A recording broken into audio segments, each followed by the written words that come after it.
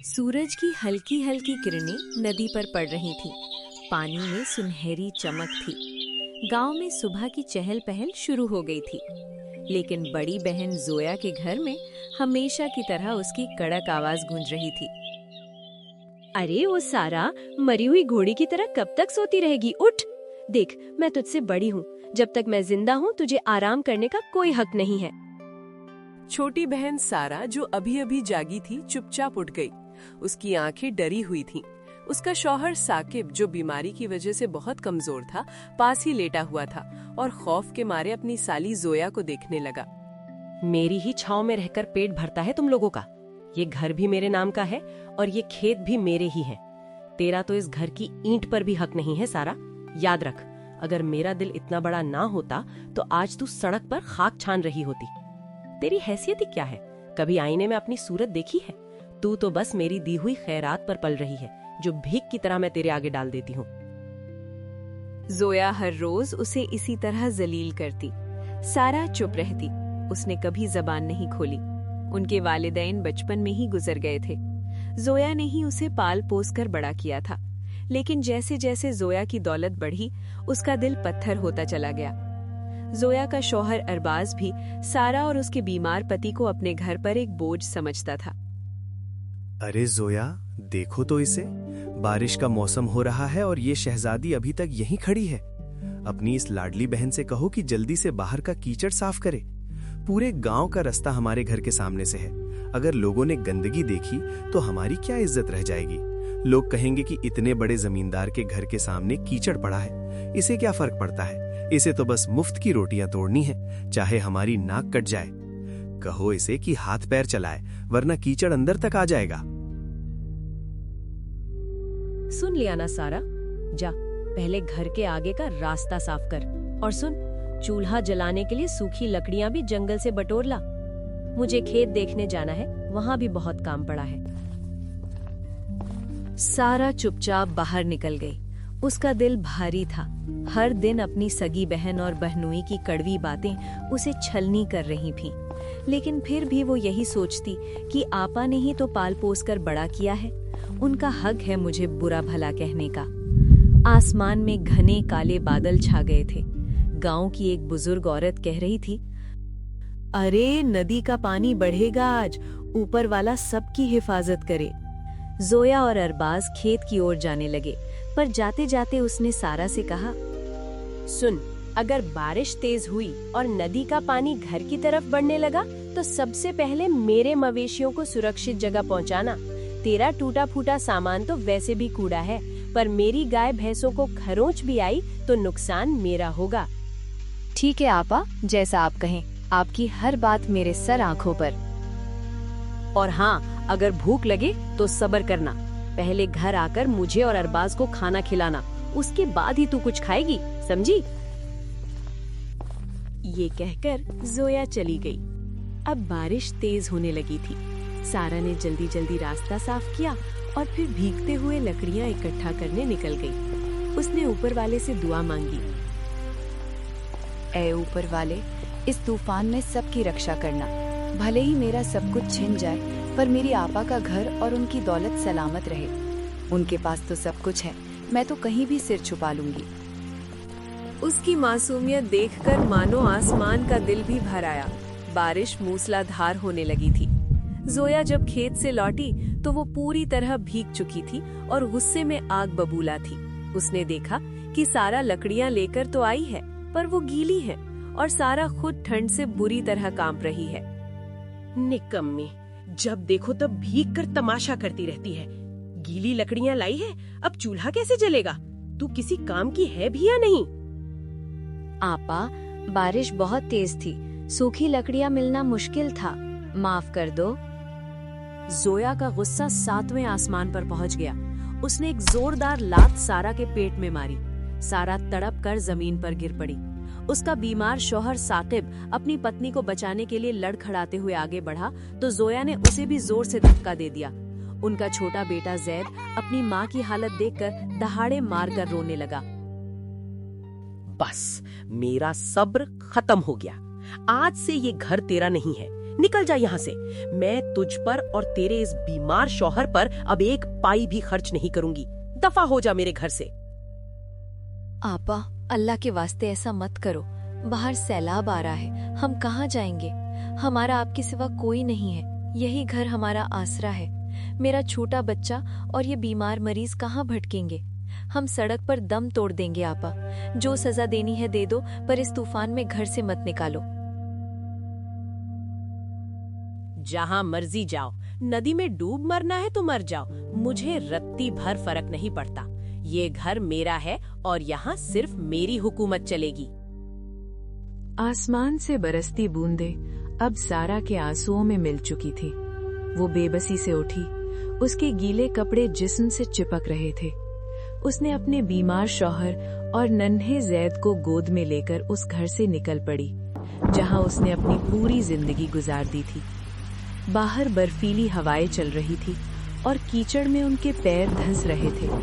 बीमार साकिब का बदन बुखार और कमजोरी से कांप रहा था। रात का स्याह अंधेरा छा चुका था। गांव के लोग अपनी खिड़कियों से देख रहे थे, पर जोया के दबदबे के डर से किसी की हिम्मत नहीं हुई कि उन्हें पनाह दे सके। सारा धीरे धीरे कदम बढ़ाती हुई नदी की ओर चली गई। नदी के किनारे एक ऊंचे टीले पर बरगद का एक पुराना पेड़ था, जिसके नीचे एक टूटी फूटी झोपड़ी खड़ी थी। सारा ने अपने शौहर को वहां बैठाया और भारी दिल से कहा, साकिब, यहीं रुकते हैं। देखो, इस बरगद की जड़ें भले ही जमीन से बाहर आ गई हैं और ये झोपड़ी भी खंडहर जैसी है, लेकिन आज के लिए यही हमारा महल है। कम से कम हमारे सर पर एक छत तो है। ऊपर वाले ने हमें हर मुश्किल से निकाला है, आज भी वही हमारा रखवाला है। मुझे पक्का यकीन है कि हमारे दुख के दिन जल्द ही खत्म होंगे। बस हमें हिम्मत नहीं हारनी। सारा, हमने किसी का क्या बिगाड़ा था? हम तो हमेशा आपा और भाईजान का भला ही चाहते थे, फिर उनका दिल इतना पत्थर कैसे हो गया? क्या अपनों से 2 रोटी और सिर छुपाने की जगह मांगना हमारा गुनाह था? ऊपर वाला ही जानता है कि इस हाल में हमारा क्या होगा। साकिब, आप हिम्मत मत हारिए। अगर आप ऐसे टूट जाएंगे तो मैं भी कमजोर पड़ जाऊंगी। देखो, जैद ठंड से नीला पड़ रहा है। मैं अभी गांव की सरहद तक जाती हूँ, वहाँ कुछ सूखी घास और पुराने बोरे पड़े थे, वो ले आती हूँ। देख लेना, इसी तूफानी रात में हम अपना छोटा सा घर सजाएंगे। सारा ने अपने बीमार शौहर को दिलासा दिया। उसने घने अंधेरे में कदम बढ़ा दिए। साकिब अपने मासूम बेटे को सीने से लगाकर बैठ गया। आसमान में बिजली कड़क रही थी, पर उस टूटे परिवार ने वहीं से नई जिंदगी की शुरुआत करने की ठानी थी। बारिश थमने का नाम नहीं ले रही थी। छोटा जैद भूख से बिलखने लगा। साकिब की बीमारी और लाचारी देखकर सारा का कलेजा मुंह को आ गया। वो गांव के बाहर फेंके गए कचरे के ढेर तक पहुंची। वहां लोगों की फेंकी हुई सड़ी गली सब्जियां पड़ी थीं। सारा ने कांपते हाथों से वहां से 2 आलू और कुछ बैंगन उठाए, जो आधे गले हुए थे, पर उसके लिए वही इस वक्त सबसे बड़ी नेमत थी। ऐ मेरे मालिक, तू ही रक्षक है, तू ही राज़िक है। रास्ते में बर्फीली हवाएं उसके भीगे बदन में सुइयां चुभ हो रही थी। अचानक बिजली ऐसे कड़की जैसे आसमान फट गया हो। सारा किसी तरह झोपड़ी तक पहुंची। सकीब ने दरवाजे की जगह लगे फटे बोरे को हटाकर उसे अंदर खींचा। सारा, तुम इतनी भीग क्यों गई? देखो, तुम्हारा सारा बदन बर्फ जैसा ठंडा हो रहा है। अगर तुम्हें कुछ हो गया तो मैं इस बीमारी के साथ बच्चे को कैसे संभालूंगा? मुझे बहुत डर लग रहा है। साकिब, आप घबराइए मत। इस मूसलाधार बारिश में आग तो नहीं जल सकती, पर देखो, मैं ये कुछ सब्जियां ले आई हूँ। भले ही ये कच्ची हैं, पर इन्हें खाकर आपको और जैद को थोड़ी ताकत मिलेगी। मैं ठीक हूँ, मुझे भूख नहीं है, बस आप दोनों खा लो। मेरी सांसें तो आप दोनों की सलामती से ही चल रही हैं। तभी अचानक एक जोरदार हवा का झोंका आया और झोपड़ी की आधी छत उड़ गई। ठंडा पानी सीधा उनके ऊपर गिरने लगा। जैद डरकर चीखने लगा। हालात बद से बदतर होते जा रहे थे। हर तरफ अंधेरा, डरावनी बिजली और उस वीरान झोपड़ी में 3 बेसहारा लोग। ए ऊपर वाले, तू ही मालिक है। आज हमारे पास ना घर है ना ठिकाना, बस तेरा नाम है जिसके सहारे हम जी रहे हैं। अगर हमसे कोई खता हुई हो तो माफ कर देना, पर मेरे मासूम बच्चे और बीमार शौहर को इस सर्दी और भूख से बचा ले। तू ही हमारा आखिरी सहारा है। बारिश की बूंदें उसके चेहरे पर पड़ रही थी, जैसे उसे आने वाले और भी बड़े इम्तिहानों के लिए तैयार कर रही हों। लगातार 3 दिनों से सैलाब जैसा मंजर था। नदी का पानी किनारों को तोड़कर बहने लगा था। झोपड़ी की कच्ची दीवारें गलने लगी थीं। जेठ को तेज बुखार चढ़ गया था और उसकी सांसें उखड़ने लगी थीं। सारा, अब क्या होगा? देखो जैद की हालत, उसे तेज बुखार है। उसके लिए 2 बूंद दूध तक नहीं है हमारे पास। हम कब तक यूं तिल दिल कर मरते रहेंगे? साकिब, मैं आपा के पास जाऊंगी। जो भी हो, आपकी और बच्चे की जान तो बचानी ही है। मैं उनसे बस थोड़ा सा दूध और दवा के लिए कुछ मांगूंगी। शायद जैद की हालत देखकर उनका दिल पसीज जाए।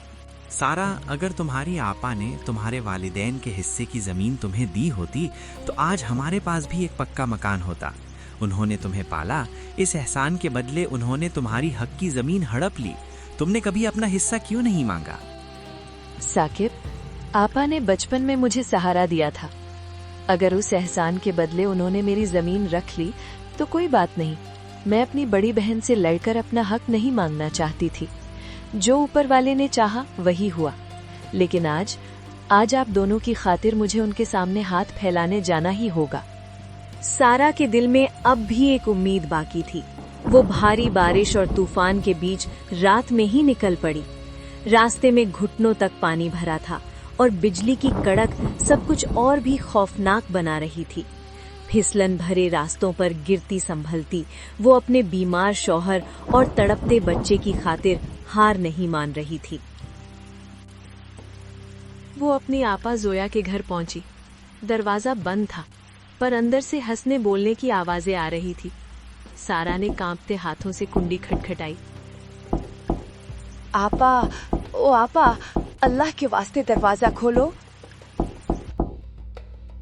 अंदर जोया अपने शौहर अरबाज के साथ बैठी गरम चाय की चुस्कियां ले रही थी। अब ये कौन आ गया इस तूफानी बारिश में? दिन भर की थकान के बाद चैन से बैठने भी नहीं देते।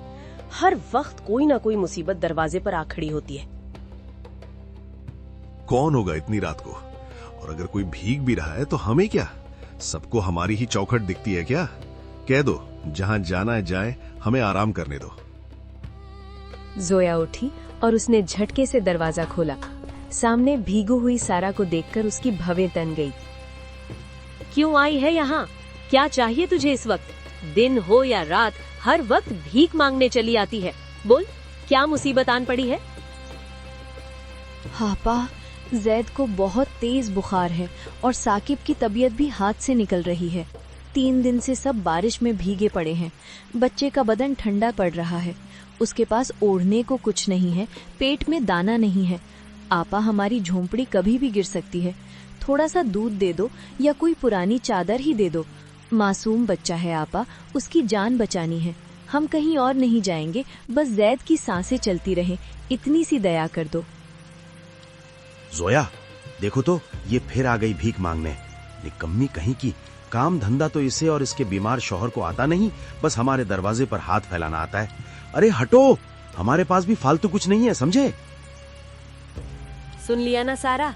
और सुन, ऊपर वाले के नाम पर बार बार यहाँ मत आना।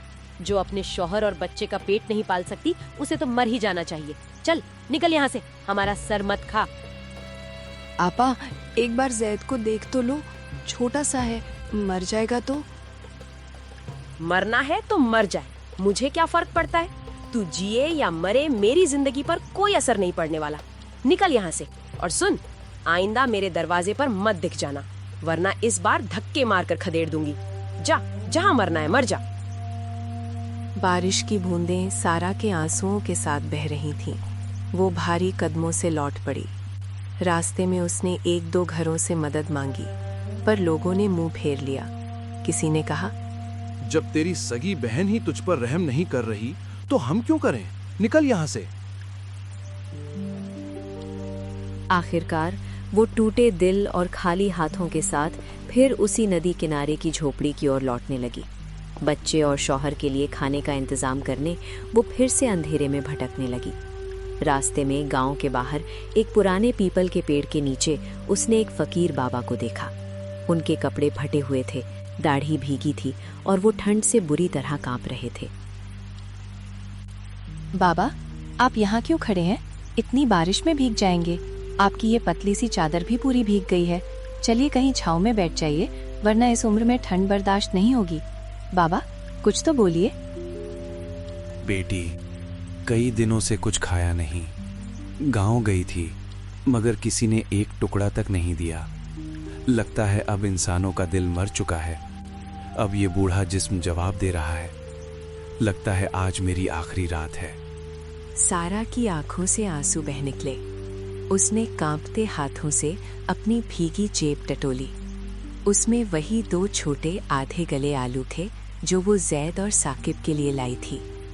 पर फकीर की हालत देख उसका दिल पिघल गया। उसने दोनों आलू फकीर बाबा के हाथों में रख दिए। बेटी, तूने आज एक भूखे की दुआ ले ली। लोग अपनों के मुंह से निवाला नहीं छीनते, पर तूने अपने बच्चों का निवाला मुझे दे दिया। ऊपर वाला तुझे बहुत नवाजेगा। बाबा, मेरे नसीब में देने के लिए कुछ भी नहीं है। मैं खुद दाने दाने को तरस रही हूँ। काश बाबा, काश मेरे पास कुछ होता तो मैं आपकी खिदमत में रख देती। मैं तुझे दुआ देता हूँ बेटी। बोल, तुझे क्या चाहिए? जो मेरे बस में होगा वो मांग। बूढ़ा हूँ, हाथ खाली हैं, पर फकीर की दुआ अर्श तक जाती है। बाबा, आप भला क्या दे पाएंगे, लेकिन अगर सच में कुछ मांग सकते तो एक पक्का घर मांगते। एक ऐसा घर जिसकी छत से पानी ना टपके, जिसमें मेरा बच्चा और मेरे बीमार शौहर ठंड से ना कांपे। बस एक पक्का घर, यही सपना है मेरा। जा बेटी जा, जो तूने मांगा है वो तुझे जरूर मिलेगा। तूने आज एक फकीर का पेट भरा है, तेरा सपना अधूरा नहीं रहेगा। ऊपर वाला तेरी ये दुआ जरूर कबूल करेगा। जा बेटी, तेरे दुख के दिन खत्म होंगे। सारा को लगा कि फकीर बाबा शायद अपनी भूख और कमजोरी की वजह से ऐसी बातें कर रहे हैं। वो खामोशी से आगे बढ़ गई। उसकी आंखों से आंसू बह रहे थे, लेकिन दिल को एक अजीब सा सुकून था कि उसने खुद खाली हाथ होने के बावजूद किसी जरूरतमंद की मदद की। जब वो वापस अपनी उस टूटी फूटी झोपड़ी के पास पहुंची तो उसकी आंखें फटी की फटी रह गईं। जहां वो एक जर्जर और गिरती हुई झोपड़ी छोड़कर गई थी, वहां अब एक आलीशान पक्का घर खड़ा था। लाल ईंटों की मजबूत दीवारें, पक्की छत, खूबसूरत खिड़कियां और सामने एक बरामदा था जहां उसका बीमार शौहर साकिब अब एक साफ सुथरे बिस्तर पर बैठा था। उसका चेहरा चमक रहा था और जैद पास ही खेल रहा था। सारा को देखकर साकिब ने हैरानी और खुशी से कहा, सारा, देखो ये मौजिज़ा, ये घर कहाँ से आया? जब तुम गई थी तब तो यहाँ सिर्फ तबाही थी। अचानक बिजली कड़की, बादल गरजे और फिर ये घर, जैसे ऊपर वाले ने फरिश्तों के जरिए खड़ा कर दिया हो। मेरी बीमारी भी जैसे अब गायब हो गई है। मैं खुद को बहुत तंदुरुस्त महसूस कर रहा हूँ। साकिब, आज मुझे रास्ते में एक फकीर बाबा मिले थे। शायद वो कोई अल्लाह के नेक बंदे थे। मैंने उन्हें अपने हिस्से का निवाला दिया और उन्होंने मुझे दुआ दी। ये उन्हीं की दुआओं का असर है। ऊपर वाले ने हमारी सुन ली।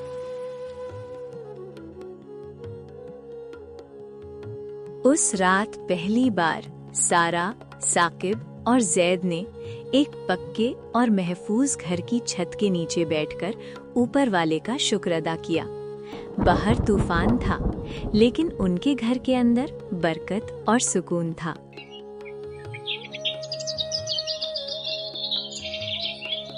अगले दिन पूरे गांव में ये खबर आग की तरह फैल गई कि नदी किनारे रहने वाली सारा की किस्मत रातों रात बदल गई है।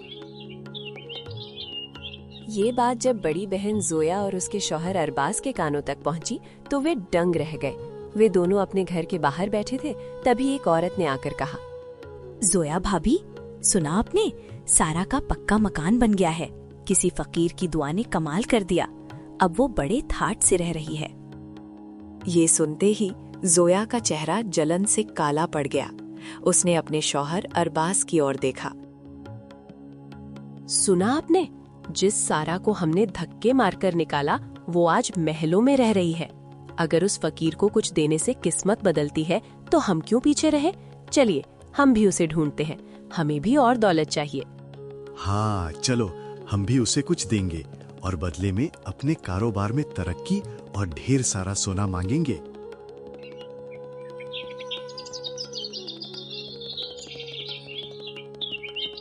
अगली सुबह जोया और अरबाज उस फकीर बाबा को ढूंढने निकल पड़े। वे कीचड़ और पानी भरे रास्तों पर भटकते रहे। वे उस पुराने पीपल के पेड़ के पास भी गए, पर वहां कोई नहीं था। उन्होंने हर गली, हर कूचे में छानबीन की, पर उन्हें फकीर बाबा कहीं नजर नहीं आए। जब उन्होंने गांव के एक बुजुर्ग से पूछा तो उन्होंने तंज करते हुए कहा, अरे जोया, तुम्हें वो फकीर नहीं मिलेंगे।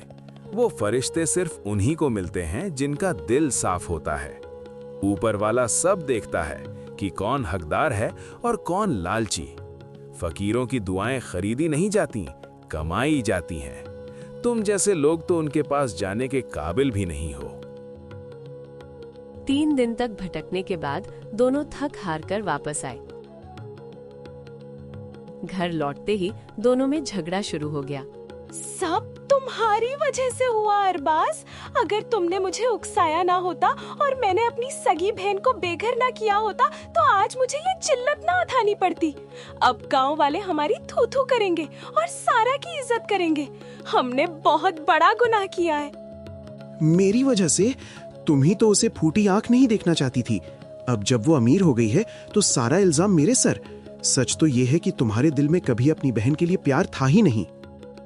जोया और अरबाज का घमंड चकनाचूर हो चुका था। उन्हें महसूस हो रहा था कि दौलत होते हुए भी वे गरीब हो गए हैं। उधर सारा का परिवार अपने नए घर में बहुत खुश था। सारा हर सुबह ऊपर वाले का सजदा करती। ऐ मेरे मालिक, तूने बिन मांगे इतना नवाज दिया। अब मेरी जिंदगी तेरी इबादत और लोगों की खिदमत में गुजरेगी। बाहर बारिश की बूंदें गिर रही थीं, लेकिन अब सारा के मन में कोई खौफ नहीं था। अब उनके पास अपनी छत थी, अपना सुकून था और वो इज्जत थी जो जोया के पास अपार दौलत होते हुए भी नहीं थी।